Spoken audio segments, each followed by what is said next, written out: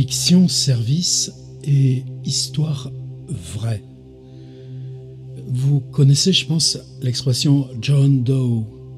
John le prénom et Doe, D-O-E. John Doe, dans le monde américain, c'est un cadavre anonyme. C'est pas un John Smith, là c'est un anonyme qui vit. John Doe, c'est le mort inconnu. Le mort banal. Moi, c'est une histoire de John Doe que je veux vous raconter ce soir. Bon, John Doe, ça remonte à... Oh là là, déjà bail. C'est une année intermédiaire qui avait été évidemment très importante pour moi, mais je peux pas vous dire tout pourquoi. En tout cas, mon premier livre était publié.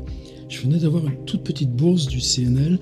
Et ce que je m'étais dit, c'est qu'il fallait que je sorte, que je casse, que je sois autrement que dans mes habitudes, me concentrer.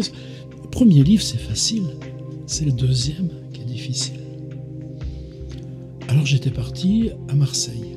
J'avais trouvé une petite chambre grâce à des amis, qui sont toujours des amis. C'était rue Sainte.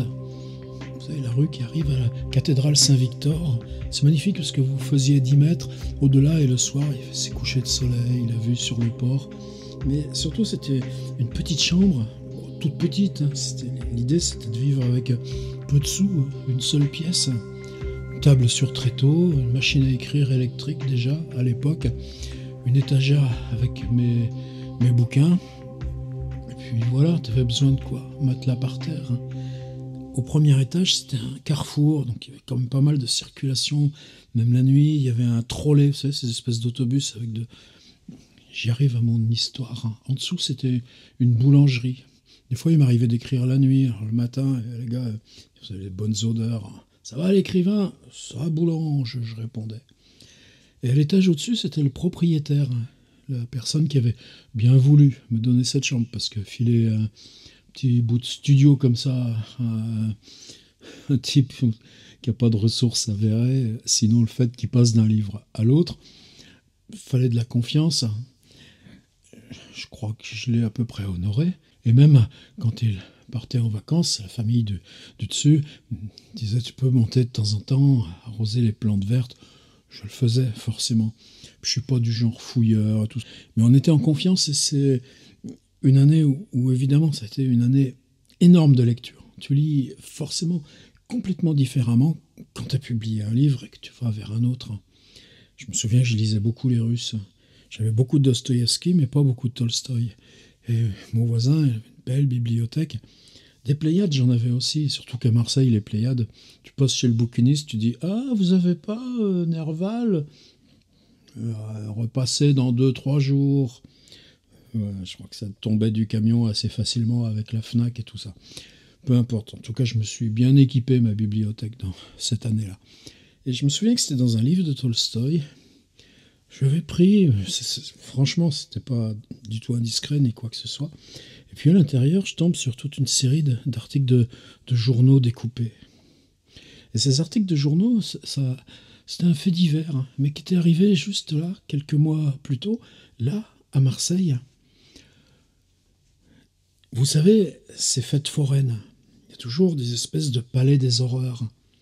Vous rentrez, on voit d'ailleurs même la façade, tout ça, c'est plein de gros machins qui sont censés faire peur. Vous entrez, vous montez dans des petites charrettes, puis ces petites charrettes vous font faire un circuit à l'intérieur, puis il y a des cris, des trucs qui vous frôlent, tout ça. Moi, attention, on fait du fantastique ici, mais on le fait pas tout à fait à ce niveau-là. Et puis à un moment donné, il y avait une espèce de gros morts noirs qui surgissaient juste devant vous dans le virage, et les gens souvent disaient « Ah !» on le repoussait d'un coup de coude. Voilà, c'était ça mon John Doe. Parce que le patron de l'attraction foraine, le palais hanté, la maison des horreurs, son truc, il avait un peu grise mine, quoi. Il disait même il y avait un trou dans le ventre. Donc, ça marche pas tout le temps. Les fêtes foraines, il faut bien que tu l'entretiennes. Donc il fait sa lumière, il y va avec un pot de peinture noire, et puis sont morts au bout de la corde, sont pendus, il commence à le repeindre. Et là, ce qui l'étonne, c'est que sa matière, c'était quoi? C'était pas ni du papier mâché, ni du truc dur de mannequin, c'était quelque chose de très léger. De toute façon, il fallait pour qu'il puisse basculer comme ça. Et puis, pourtant, la matière, ça lui semblait être une sorte de cuir. Or, le cuir, tu n'utilises pas ça comme ça, facilement, c'est précieux. Il disait du cuir un peu parcheminé. Et puis, ce qui l'avait surpris, c'est cette légèreté. Et il regarde le trou du truc pour réparer. Qu'est-ce qu'il fallait mettre dedans? De la bourde, de la paille. Enfin, il aperçoit des os. Alors là, ça a commencé à lui trouver bizarre. Parce qu'on fasse un mannequin hyper réaliste, d'accord, mais que dans ce mannequin, on installe un vrai squelette, c'était moins... Bon, enfin, il sort le truc, et effectivement, c'était un vrai Maccabée. Mais un Maccabée qui était là depuis longtemps. Ensuite, évidemment, la police vient. La police cherche à enquêter, prend le truc, on l'ouvre, je suppose. Et puis, maintenant, il y a peut-être des techniques, mais ça remonte trop. Et le gars, il disait que lui-même, il avait acheté ça 7-8 ans plus tôt, l'attraction d'un gars qui était parti en retraite, et que le pendu, il était déjà là. Le pendu faisait partie des meubles. Alors après, si vous rajoutez ces temps, ces histoires, vous voyez que ça pouvait être assez proche de la fin de la guerre d'Algérie, et puis quand même toute la côte méditerranéenne, Marseille, Toulon, Cannes, Nice, il y en a des bizarreries qui circulent tout du long là-dedans. C'était pas plus que ça les articles, mais mon propriétaire, il en avait collectionné toute une sorte. Il faut dire, lui-même était dans la justice. C'est-à-dire que la justice, elle est forcément saisie. Lui, c'était pas ses histoires, c'était pas son métier. Mais, vous voyez, c'est peut-être ça où on s'interroge sur qu'est-ce que c'est une histoire. C'est pas l'histoire en elle-même, c'est qu'est-ce qui vous retient, qu'est-ce qui vous aspire, qu'est-ce qui vous attrape dans quelque chose d'aussi humble, d'aussi terne. Le mort, on nous disait dans un autre article que finalement on n'avait pas trouvé. Dans l'état où il était, est-ce que c'était un coup sur la tête, un coup de couteau, et puis sans... Mais c'était comme la lettre volée d'Edgar Poe. Tu fais quoi d'un mort?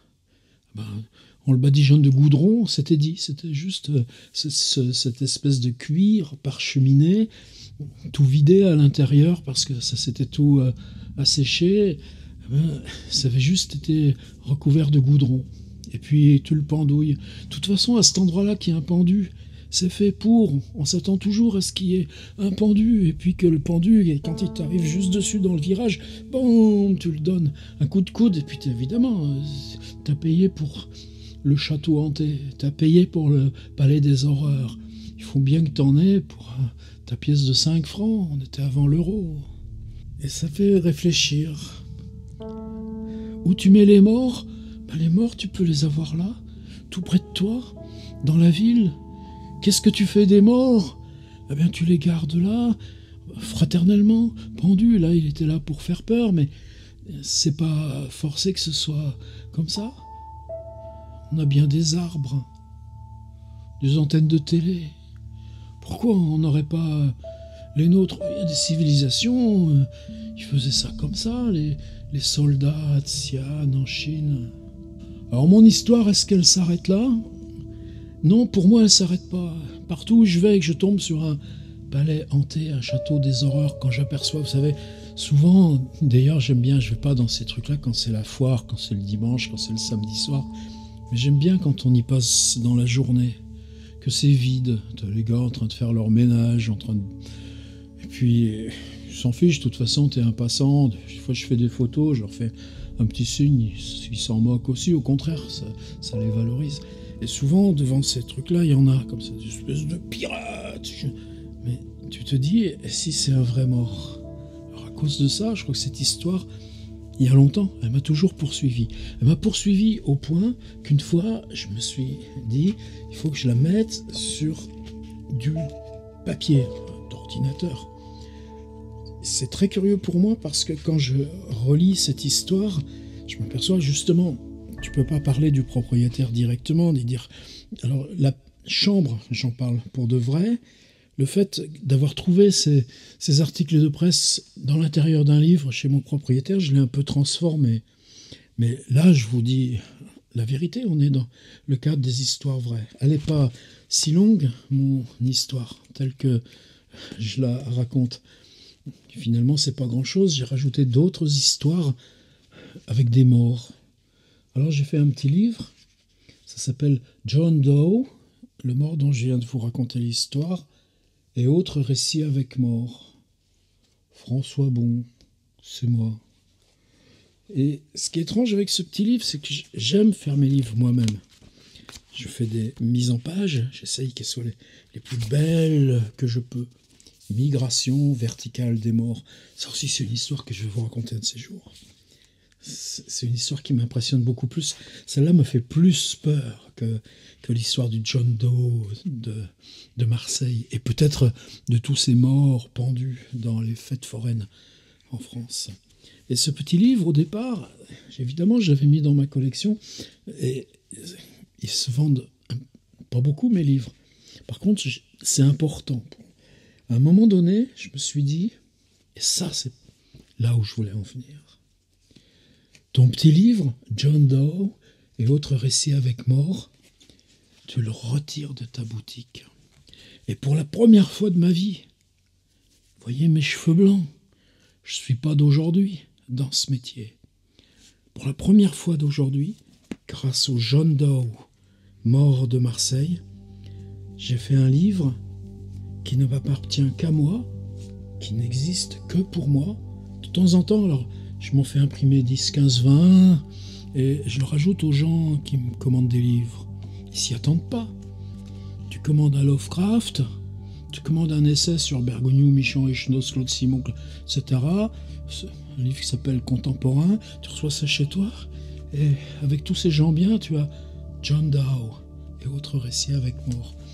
Et je m'en étais pas rendu compte en le faisant, que se fabriquer un livre qui existe, qui est un vrai livre, mais qui est juste pour soi, qui n'est pas dans les dépôts légaux, qui n'est pas dans les boutiques, les plateformes.